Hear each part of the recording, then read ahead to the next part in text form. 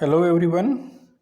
आज हम डिस्कस करेंगे factors affecting distribution and density of population, जनसंख्या के वितरण और उसके घनत्व को प्रभावित करने वाले कारकों के बारे में।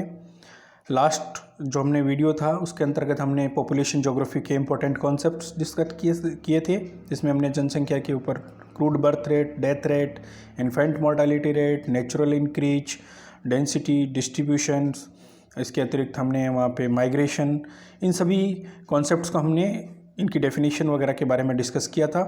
आइए इस वीडियो के अंदर हम देखेंगे कि डिस्ट्रीब्यूशन जो आपका जनसंख्या वितरण और जो घनत्व होता है उसको कौन कौन से कारक हैं जो प्रभावित करते हैं, और उन कारकों के पर हम डिस्कस करेंगे।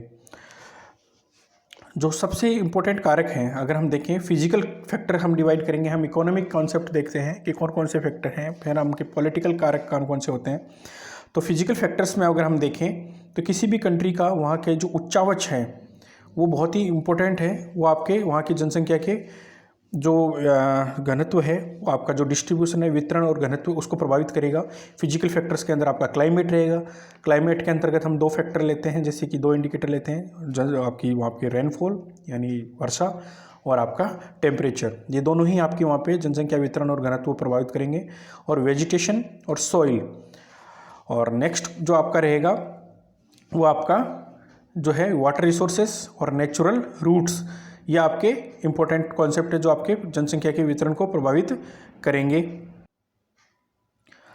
अगर हम देखें तो फिजिकल फैक्टर्स के अंदर रिलीफ जो होता है, उच्चावच होता है, वो किसी भी कंट्री का जो उच्चावच से मतलब यहाँ दोस्तों अर्थ है कि वहाँ पर्वत, पठार, मैदान, आपका किस तरह का वहाँ पे फिजियोग्राफी है, वहाँ पर रिलीफ कैसा है, वो वहाँ की जनसंख्या के आवास के कोई के जो डिस्ट्रीब्यूशन रहेगा या जो डेंसिटी रहेगी उसको बहुत ज़्यादा अफेक्ट करेगा। अगर मैं कहूँ आपका, तो इंडिया के कॉन्सेप्ट में अगर हम देखें तो वहाँ पे जो अगर आप देखो तो जनसंख्या का घनत्व मैक्सिमम आपको जो पॉपुलेशन डेंसिटी है या डिस्ट्रीब्यूशन है, अगर आप देखो ओवर द ग्लोब या ओवर द मैप, तो आपको सबसे ज़्यादा कंसंट्रेशन वहाँ पे मिलता है जहाँ पे आपका प्लेन एरिया है।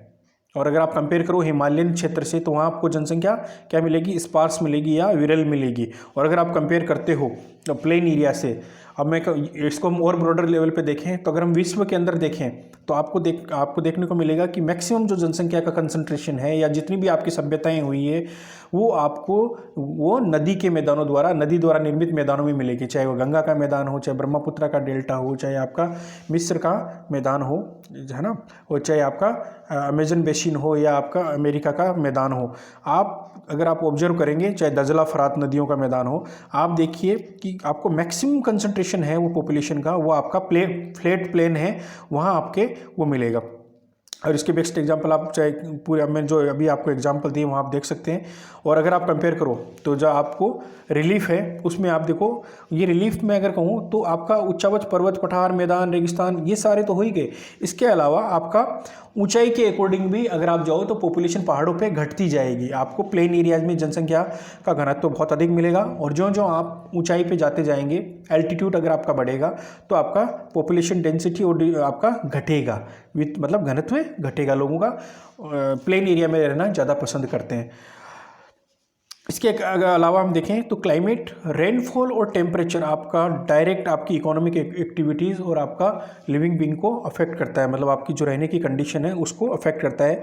अगर आप देखिए जहाँ पे आपको अच्छी रेनफॉल मिलेगी और टेम्परेचर अगर आप मॉडरेट रहेगा तो आपको जनसंख्या का घनत्व अधिक मिलेगा, बहुत ज़्यादा अधिक मिलेगा। और अगर वहीं पे आप हार्श क्लाइमेट है या क्लाइमेट थोड़ा बहुत ज़्यादा एक्सट्रीम है, मतलब एक्सट्रीम से मतलब है बहुत ज़्यादा वहाँ पे ठंड पड़ रही है या बहुत ज़्यादा गर्मी है, आप दोनों ही जगह पे आपको पॉपुलेशन विरल मिलेगी। आपको उदाहरण के तौर पे बताऊँ, आप वर्ल्ड के जितने भी आप डेजर्ट ले लीजिए, मरुस्थल ले लीजिए, वो डेजर्ट कोल्ड डेजर्ट भी हो सकते हैं, चाहे आपके ठंडे मरुस्थल भी हो सकते हैं, चाहे वो आपके हॉट डेजर्ट या वो हो सकते हैं, जैसे राजस्थान का डेजर्ट हो गया या आपके अफ्रीका के डेजर्ट्स हो गए या यूएस के या वेस्टर्न सदर्न अमेरिका के जो डेजर्ट्स हैं, आप वहाँ पे अगर आप जनसंख्या का वितरण या घनत्व देखेंगे तो बहुत ही ज़्यादा विरल मिलेगा। तो आप समझ गए होंगे कि क्लाइमेट कैसे अफेक्ट करता है। क्योंकि वहाँ पे उन मरुस्थलों में टेम्परेचर बहुत ज़्यादा मिलेगा। यही स्थिति आप देखिए जहाँ पे कोल्ड एरिया, चाहे ग्रीनलैंड हो, चाहे अलास्का हो, या आपका जो हाई टेगा रीजन हो या टुंड्रा रीजन हो, वहाँ पे आपको पॉपुलेशन डेंसिटी बहुत लो मिलेगी। रीज़न बीइंग वहाँ पे टेम्परेचर बहुत माइनस में रहता है, बहुत टेम्परेचर लो रहता है, तो इस वजह से वहाँ पे आपका लोग कम रहना पसंद करते हैं, क्योंकि वहाँ पे हार्श क्लाइमेट की वजह से। और बहुत ज़्यादा जहाँ पे रेनफॉल होती है वहाँ पे भी जनसंख्या कम रहना पसंद करेगी, बहुत ज़्यादा कम होती है वहाँ पे भी जनसंख्या रहना कम, लोग रहना कम पसंद करेंगे। तो आप देखिए मॉडरेट क्लाइमेट जहाँ रहेगा, आदर्शवादी स्थितियाँ जहाँ रहेंगी वहाँ पे जनसंख्या घनत्व अधिक मिलेगा और लोग रहना ज़्यादा पसंद करेंगे। तो इस स्थिति से आप समझ गएंगे। और डायरेक्ट मैं आपको बताऊँ, जो क्लाइमेट है और आपका रिलीफ है, ये आपकी वहाँ की इकोनॉमिक एक्टिविटीज़ को आगे हम डिस्कस करेंगे, उसको भी अफेक्ट करेंगे। आप देखिए जहाँ पे पॉपुलेशन किसी भी जनसंख्या के एक पर्टिकुलर एरिया में रहने के लिए वहाँ पे उपलब्ध रिसोर्सेज को सपोर्ट करने के लिए ये फैक्टर्स बहुत ही इंपॉर्टेंट हो जाते हैं दोस्तों। अगर आप पे वहाँ पे क्लाइमेट वहाँ पे अगर अच्छा नहीं है और अगर वहाँ पे रिलीफ फीचर्स भी अच्छा नहीं है तो वहाँ पे आपकी इकोनॉमिक एक्टिविटीज़ अच्छे तरह से रन नहीं हो पाएगी। और जब ये रन नहीं हो पाएगी, क्योंकि एक पर्टिकुलर एरिया में आपको सपोज कि आपको कोई क्रॉप्स ग्रो करनी है, वहाँ पे किसी खेती करनी है, तो खेती के लिए आपको एक पर्टिकुलर टेम्परेचर और वहाँ पे रेनफॉल चाहिएगा और एक एरिया में एक पर्टिकुलर सपाट वो चाहिएगा, आपका प्लेन चाहिएगा उस खेती को करने के लिए। या तो अब आपको ये फैक्टर्स आपके वहाँ की इकोनॉमिक एक्टिविटीज़ को भी प्रभावित करेंगे। नेक्स्ट है दोस्तों वेजिटेशन। अगर वेजिटेशन का इंपॉर्टेंस कैसे हो जाता है कि वहाँ पे ओवरऑल आपका फॉरेस्ट रिसोर्सेज जो आपके हैं वहाँ पे पॉपुलेशन को सपोर्ट करते हैं। नेक्स्ट आपको वहाँ पे आपका जो सपोर्टिंग एक्टिविटीज़ होती है, फॉर एग्जांपल अगर आप देखेंगे तो एनिमल हस्बेंड्री, पशुपालन जो होता है, उसके लिए आपको ग्रेजिंग लैंड की या ग्रास लैंड्स की आपको ज़रूरत होती है। तो वहाँ पे अगर आपकी वेजिटेशन भी होना बहुत ज़रूरी है, क्योंकि ये आपकी एलाइड एक्टिविटीज़ को सपोर्ट करती है। मगर कृषि के साथ में आपकी जो एनिमल आप हस्बेंड्री करते हो या आपको फायर के लिए आपको जो वुड चाहिए होती थी वो भी आपकी वहाँ पे ओवरऑल आपकी जो जनसंख्या वितरण है उसको प्रभावित करेगी। लश बहुत ज़्यादा वहाँ पे अगर मान लो डेंस फॉरेस्ट है तो भी आपको जनसंख्या उतनी ज़्यादा नहीं मिलेगी, मतलब ये मान के चलिए, क्योंकि मूवमेंट में आपको दिक्कत रहेगी। और नेक्स्ट है आपका कि भाई बहुत ज़्यादा कम आपके वहाँ पे अगर आपको स्पा है ही नहीं, वेजिटेशन वहाँ पे बैरन लैंड है, तो भी वहाँ पे जनसंख्या आपको कम मिलेगी। तो मॉडरेट जहाँ पे वेजिटेशन होती है या फॉरेस्ट होते हैं वहाँ पे आपको जनसंख्या घनत्व या वितरण वहाँ पे ज़्यादा मिलेगा आपको। नेक्स्ट है दोस्तों सॉइल बहुत ही इंपॉर्टेंट रिसोर्स है दोस्तों, कि किसी भी एरिया की सॉइल की उत्पादकता वहाँ की आर्थिक क्रिया या वहाँ पे जनसंख्या के घनत्व या वितरण को प्रभावित करती है। आप देखिए, अगर मैं इंडिया का आपको उदाहरण दूं तो इंडिया में आप देखिए कि जहाँ पे फर्टाइल सॉइल है, मतलब उत्पादक मिट्टी जहाँ पर है, वहाँ की जनसंख्या घनत्व को देखिए, और जहाँ पे अनुपजाऊ मिट्टी या कम उत्पादकता वाली मिट्टी है वहाँ पे आप जनसंख्या के वितरण को देखिए। अगर आप देखेंगे तो उत्तर भारत के मैदान में आपको जनसंख्या का घनत्व बहुत ज़्यादा मिलता है। आप देखिए जहाँ पर प्रायद्वीपीय भारत में जहाँ काली मिट्टी मिलती है वहाँ पर आपको जनसंख्या का घनत्व अधिक मिलेगा। डेल्टाई क्षेत्र जहाँ पे आपको नदी द्वारा निर्मित जलोढ़ मृदा वहाँ पे जमा हो रखी है, जलोढ़ मृदा के मैदानों में आपको या तटीय मैदानों में आपको जनसंख्या का घनत्व बहुत अधिक मिलेगा। रीज़न बीइंग कि वहाँ पे आपको जो आप खेती बाड़ी जो करते हैं लोग, उसको वहाँ पे बहुत ज़्यादा सपोर्ट मिलता है। वहाँ पे इकोनॉमिक जो जीवन यापन के लिए जो चाहिए होता है वहाँ पे मिल जाता है। अगर आप विश्व के संदर्भ में अगर मैं आपसे बात करूँ, जो नील नदी का डेल्टा है या स्कैंडिनेविया का जहाँ पे प्लेन है, या आप जितने भी आप प्लेन उठा लीजिए वर्ल्ड के, आपको जहाँ भी नदियों द्वारा निर्मित जलोढ़ मैदान हैं या आप जहाँ पे उपजाऊ मृदा है वहाँ पे आपको जनसंख्या का घनत्व अधिक मिलेगा। तो कारण हो गया कि वहाँ की इकोनॉमिक एक्टिविटीज़ को आपका सीधा संबंध है आपका सॉइल से। अगर सॉइल फर्टाइल नहीं है तो आपकी वहाँ पे आर्थिक क्रियाएं प्रभावित होगी, और जब आर्थिक क्रियाएं प्रभावित होगी तो ऑटोमेटिकली ह्यूमन का वहाँ पे लिविंग जो रहना है वो आसान नहीं रहेगा और वहाँ से मूव कर जाएगा, वहाँ आवास नहीं करेगा। तो these are the factors which affects your population distribution, and all these factors आज comes under the physical factors. Next है दोस्तों वाटर रिसोर्सेस, या मैं कहूँ कि जल की उपलब्धता या जल संसाधन जिसको हम कह सकते हैं। देखिए दोस्तों, जल बहुत ही इंपॉर्टेंट है आपकी इकोनॉमिक, आपकी जनसंख्या है उसके निवास के लिए आपका सीधा संबंध है जल की उपलब्धता से। अगर जल नहीं रहेगा तो आप ये मान के चलिए कि वहाँ पॉपुलेशन आपको नहीं मिलेगी। पॉपुलेशन डिस्ट्रीब्यूशन को डायरेक्ट और इनडायरेक्ट वे में आपके इसको अफेक्ट करेगा। आप देखिए वेस्टर्न राजस्थान में जनसंख्या विरल पाई जाती है, वहीं पे आपको आप उत्तरी भारत के मैदान हैं या आपका विश्व के जहाँ भी आप देखिए जहाँ पे जल की उपलब्धता है, आप वेस्टर्न जो सहारा के मरुस्थल है या आपके कैलिफोर्निया का डेजर्ट है, वहाँ पे आपको जनसंख्या बहुत ही कम मिलती है। रीज़न आपके वहाँ पे जल की उपलब्धता नहीं है, वहाँ रेनफॉल आपका कम है, ड्रिंकिंग वाटर की अवेलेबिलिटी नहीं है। तो ये आपका सीधा आपका वहाँ पे जनसंख्या की वितरण को प्रभावित करेगा, क्योंकि आपको डेली यूजेस के लिए as well as your agriculture activities और एलाइड एक्टिविटीज़ के लिए या इंडस्ट्री डेवलपमेंट के लिए आपको जल की उपलब्धता बहुत ही ज़्यादा इंपॉर्टेंट है। और जब जल की उपलब्धता रहेगी तो आपका ऑटोमेटिक ही वहाँ पे आपका बाकी एक्टिविटीज़ को हेल्प मिलेगी, एग्रीकल्चर भी हो पाएगा वहाँ पे, और आपकी इंडस्ट्री भी डेवलप हो पाएगी और जनसंख्या भी आसानी से रह पाएगी। तो आपको मैंने ये एग्जांपल दिया कि नॉर्थ वेस्ट यूरोप और अफगानिस्तान के, आप अगर आपको एग्जांपल दें तो आपका सीधा सीधा अगर आप देखेंगे अफगानिस्तान में स्पार्स क्यों, नॉर्थ वेस्ट यूरोप में बहुत ज़्यादा कंसंट्रेशन क्यों है कि availability of water resources. I hope आप समझ पाए होंगे। और नेक्स्ट कॉन्सेप्ट है दोस्तों नेचुरल रूट्स। ये क्या है? ये आपके एसेसिबिलिटी को बढ़ाते हैं कि आप एक स्थान से दूसरे स्थान पे अगर आप मूव कर पाते हैं तो ये आपके वहाँ पे आपकी पॉपुलेशन डिस्ट्रीब्यूशन को या डेंसिटी को बढ़ाएंगे। अगर आप आसानी से एक कंट्री से दूसरी कंट्री में जा पा रहे हैं या एक स्टेट से दूसरे स्टेट्स में आप जा पा रहे हैं, नेचुरल रूट्स आपके डेवलप हैं, तो आप मान के चलिए कि आपका जो आपका मूवमेंट रहेगा वो बहुत रहेगा और उससे आपका एक स्टेट से दूसरे स्टेट या कंट्री आपकी पॉपुलेशन डिस्ट्रीब्यूशन, आपका पॉपुलेशन घनत्व अफेक्ट होगा। अगर मैं कहूँ आपको एग्जांपल दूँ कि अगर इंडिया और चाइना के बीच में अगर हिमालयन माउंटेन नहीं होता, हिमालय पर्वत ना होता और हमारे रूट्स डेवलप होते और हमारे कोर्डियल संबंध होते चाइना से, तो आप सोच के चलिए कि ये दोनों कंट्रीज एक जैसे होते और कितना पॉपुलेशन का इफेक्ट होता। अगर ये माउंटेन और अगर आपके ओशियंस, आपके ये डेजर्ट्स अगर बीच में नहीं होते तो पॉपुलेशन आराम से मूव करती है एक स्टेट से दूसरे स्टेट में, और कंट्रीज़ का बैरियर ना होता, पॉलिटिकल बाउंड्रीज ना होती, तो हम लोग अब देखिए पॉपुलेशन का क्या डिस्ट्रीब्यूशन होता। वो एक हाइपोथेटिकल कंडीशन में आपको बता रहा हूँ कि उस टाइम में क्या होता कंडीशन। नेक्स्ट फैक्टर है दोस्तों ह्यूमन फैक्टर। जो मानव जो कौन कौन से फैक्टर हैं, कौन कौन सी एक्टिविटीज़ जो आपके पॉपुलेशन डिस्ट्रीब्यूशन को अफेक्ट करती है।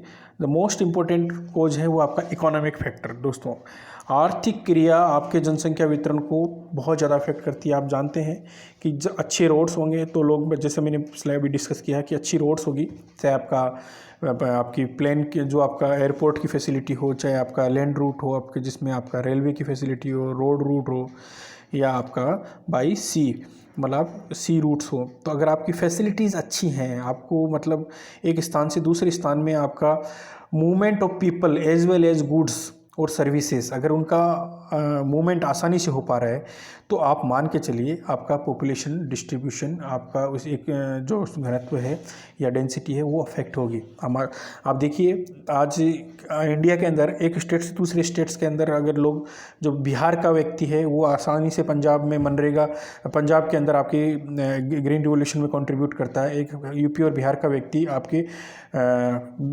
गुजरात और महाराष्ट्र की कॉटन इंडस्ट्री को डेवलप करने में हेल्प करता है। क्यों? क्योंकि वहाँ पे आपका कम्युनिकेशन जो फैसिलिटी है आपकी आसानी से एक स्थान से दूसरे स्थान पे आ जा सकते हैं। और नेक्स्ट आपका इंडस्ट्रीज़, जैसे भी कहा मैंने, इंडस्ट्रीज जो आपका गुजरात और महाराष्ट्र का कॉटन इंडस्ट्री है, या आपके छोटा नागपुर के पठार पे जो आपका इंडस्ट्रीज़ है, हैवी इंडस्ट्रीज़ है, या आपका टूरिज़्म इंडस्ट्री, मैं कहूँ कि राजस्थान का टूरिज़्म इंडस्ट्री है, या वर्ल्ड का टूरिज़्म इंडस्ट्री है, या जो भी इंडस्ट्रियल रीजन है, वो आपके पॉपुलेशन के घनत्व को इससे इफेक्ट करते हैं दोस्तों, क्योंकि वो वहाँ पे एम्प्लॉयमेंट जनरेट करते हैं, सर्विस की डिमांड रखते हैं। तो इस हिसाब से क्या होगा कि जब वो एक पुल फैक्टर का काम करेंगे, वो किसी भी स्टेट की पॉपुलेशन को वहाँ खींचने का काम करेंगे। मैं कहूँ कि अगर आप बॉम्बे में, आपको महाराष्ट्र में कंसंट्रेशन ज़्यादा मिल रहा है, तो आप महाराष्ट्र में आपको ज़्यादा मिलेगा, गुजरात में आपको ज़्यादा मिल रहा है, तो इसका कारण क्या है? एक यूपी और बिहार का व्यक्ति जहाँ पे जनसंख्या बहुत ज़्यादा हो गई है, एग्रीकल्चर पर डिपेंडेंसी ज़्यादा है, तो वहाँ का व्यक्ति एम्प्लॉयमेंट के लिए या रोज़गार के लिए कहाँ जाएगा? जहाँ पे इंडस्ट्री डेवलप है, 2 रुपये ज़्यादा मिलेंगे और एम्प्लॉयमेंट की अवेलेबिलिटी रहेगी, तो वो वहाँ से मूव करके कहाँ जाएगा? उस महाराष्ट्र या गुजरात में जाएगा, तो वहाँ की जनसंख्या को क्या करेगा? वहाँ की जनसंख्या के घनत्व को बढ़ाएगा। तो और बिहार से वो निकल के अगर वहाँ आता है या यूपी से निकल के वहाँ जाता है, तो वहाँ क्या होगा? वहाँ जनसंख्या थोड़ी विरल होगी। तो इस हिसाब से एक स्थान से दूसरे स्थान पे इंडस्ट्रीज़ या टूरिज़्म के लिए जो है वहाँ पे आपका पॉपुलेशन, आपका डिस्ट्रीब्यूशन अफेक्ट होगा। नेक्स्ट है दोस्तों पॉलिटिकल फैक्टर्स। देखो पॉलिटिकल फैक्टर्स आपकी जनसंख्या के आपके जो वितरण है उसको बहुत ज़्यादा इफेक्ट करती है। आप देखिए पॉलिटिकल से मतलब है गवर्नमेंट क्या डिसीज़न लेती है। आप अभी देखिए पहले हमारे और अमेरिका के बीच में बहुत ही कॉर्डियल संबंध है और आराम से एक स्थान से दूसरे स्थान पे लोग मूव कर रहे थे, आउट माइग्रेशन हो रहा था। यहाँ से लोग आसानी से अमेरिका जॉब करने के लिए जा रहे थे, मिडिल ईस्ट कंट्रीज़ में जॉब करने के लिए जा रहे थे। लेकिन जब से डोनाल्ड ट्रंप जब गवर्नमेंट में आए तो उन्होंने अमेरिका फॉर अमेरिकन्स और H1N1 वीज़ा करके वो एक H1B1 वीज़ा आपका लॉन्च कर दिया और उसमें बहुत ज़्यादा कंडीशंस उन्होंने अप्लाई कर दी कि भाई ये कंडीशंस रहेगी। और उस कंडीशंस के हिसाब से जो इंडियंस जो वहाँ सिलिकॉन वैली में जॉब करने जाते थे उनके लिए वीज़ा की थोड़ी डिफ़िकल्टी हो गई। तो वहाँ पे एक पॉलिटिकल डिसीजन था। और पॉलिटिकल डिसीजन का मैं एक और एग्जांपल देता हूँ कि पॉलिटिकल डिसीजन के आधार पे ही राजनीतिक जो आपके निर्णय लिए गए थे उन्हीं के आधार पे आप इंडिया एक होता था। फिर क्या हुआ, इंडिया और पाकिस्तान का विभाजन हुआ। इस विभाजन से क्या हुआ दोस्तों कि ये दो कंट्रीज़ आपके बाइफरकेट हो गए या डिवाइड हो गए आपके दो अलग अलग कंट्रीज़ के अंतर्गत। एक आपका पाकिस्तान बन गया, दूसरा आपका भारत, जो आपका भारत रह गया। तो अब आप देखिए उसके बाद फिर पॉलिटिकल डिसीजन लिया गया। इंदिरा गांधी गवर्नमेंट जब आपकी सत्ता में थी और पाकिस्तान के फिर दो विभाजन हुए उस टाइम में और बांग्लादेश से एक अलग कंट्री बन गया। तो these are the political factor which affects your population distribution. आज आप देखिए जो ही आपका भारत पाकिस्तान विभाजन हुआ तो पाकिस्तान की जनसंख्या जो घनत्व है उधर लोग ज़्यादा रह गए, बांग्लादेश में कंसंट्रेशन बढ़ गया। तो these are the factors which affects your population distribution और these are the political decision basically. और अगर आप देखिए इसके अतिरिक्त अगर मैं देखूं कि पॉलिटिकल फैक्टर में जैसे चंडीगढ़ को आपको बसाया गया तो ये पॉलिटिकल डिसीजन था कि there should be a town specially for the निवास करने के लिए। तो इन्होंने चंडीगढ़ को आपका बसाया गया और उस हिसाब से वहाँ पे आपका जनसंख्या का घनत्व बढ़ा। ऐसे ही आपका टाटा नगर बसाया गया जमशेदजी टाटा ने। आप जितने भी agriculture based industry based town देखेंगे तो वो भी आपके इस हिसाब से बढ़ाए गए बसाए गए हैं।